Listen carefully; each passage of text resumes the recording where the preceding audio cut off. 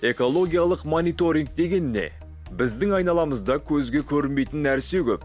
Біз қоршаған ортаның жай-күйіне мониторинг жүргізумен айналсамыз.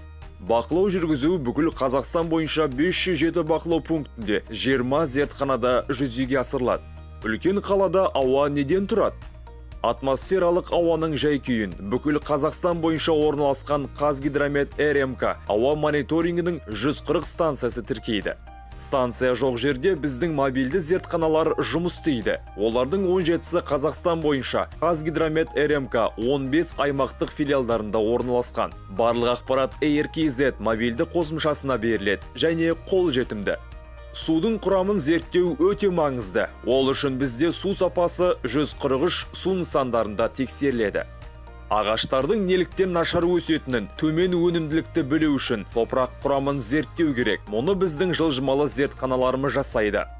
89 метеостанция радиациялық сәулеленуді қадағалайды. 46 метеостанция атмосфералық жауын-шашынның химиялық құрамын, 39 метеостанция қар жамылғысының химиялық құрамын бақылайды.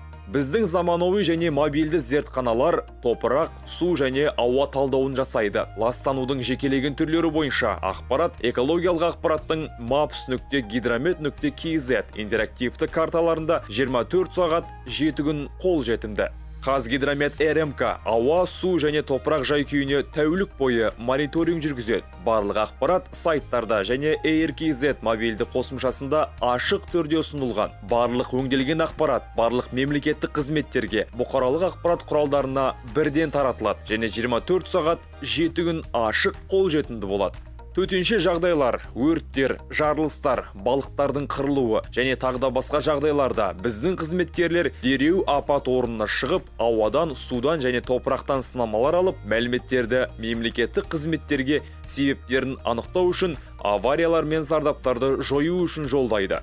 Барлық жедел ақпарат Қазгидромет РМК мобильді қосымшасы мен сайтында орналастырылған.